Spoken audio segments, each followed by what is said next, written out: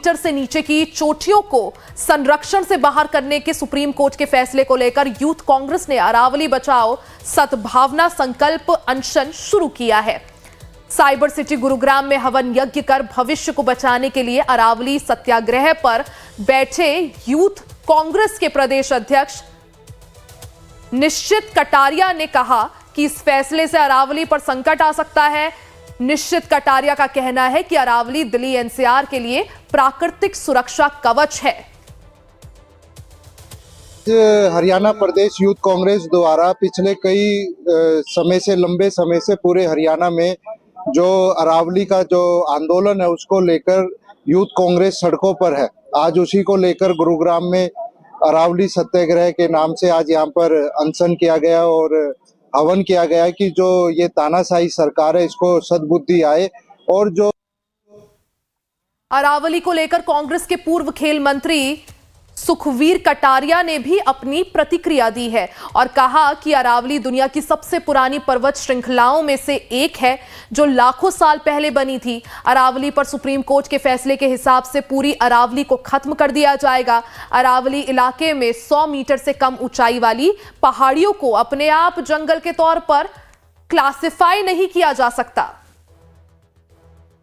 ये गूंगी बहरी सरकार को आज जो हमारे यूथ हैं इन्होंने एक अलग जगाई है ताकि जो हमारी अरावली है जो पहाड़ है ये खाली पहाड़ नहीं है, ये एक जीवन है, एक आस्था है।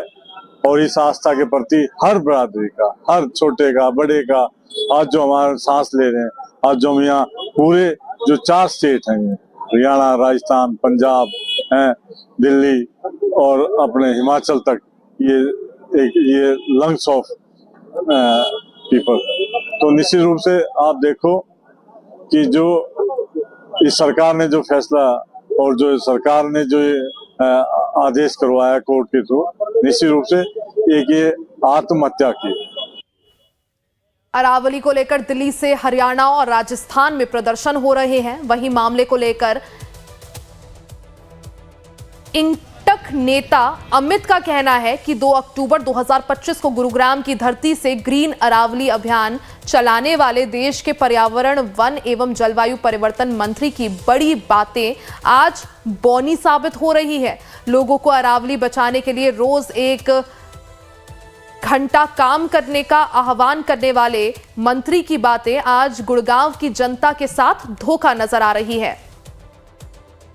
देखिए, अरावली सत्याग्रह ये इसलिए करने की आवश्यकता पड़ी क्योंकि जो सरकार ने, इस भाजपा सरकार ने अरावली खत्म करने का जो ये जनता को मौत का फरमान सुनाया है, उस मौत के फरमान के विरोध में, क्योंकि अगर अरावली चली गई तो समझ लो हमारी जान, हमारी सांसें चली जाएंगी। आप देखिए, ये कहते हैं इन्होंने 100 मीटर का रूल लेकर आए। उस 100 मीटर के रूल में है कि 100 मीटर से नीचे की जो पहाड़ियां हैं उसमें आप कुछ भी करें, वहां पे माइनिंग होगी, वहां पे होटल रिजॉर्ट बनाए जाएंगे, हमारी जितनी भी जनजातियां प्रजातियां सारी की सारी दुर्लभ हो जाएंगी। अभी कितना इफेक्ट पड़ने वाला है इसका हमारे एनवायरनमेंट के ऊपर। तो इन लोगों को ये समझना चाहिए कि इन लोगों ने हमारे पूरे दिल्ली एनसीआर से लेके ये चाहे आपके राजस्थान और गुजरात तक, तो ये हमें बहुत दिक्कत आने वाली है। अब गर्मियों में देखना -55 डिग्री से ज्यादा टेम्परेचर होगा। बता दें कि ब्रिटिश काल में दिल्ली को राजधानी इसलिए बनाया गया कि इसके एक तरफ अरावली और दूसरी तरफ यमुना नदी थी। ये प्राकृतिक संतुलन बनाए रखती थी। भारत की राजधानी को कोलकाता से दिल्ली लाने का मुख्य कारण भी यही था कि यहां पर्यावरण का फायदा था। वहीं हकीकत यह भी है कि दिल्ली एनसीआर के लिए अरावली अपनी हरियाली से जीवन दान दे रही है। ऐसे में अरावली को मरुस्थल में तब्दील करना बेहद खतरनाक साबित हो सकता है।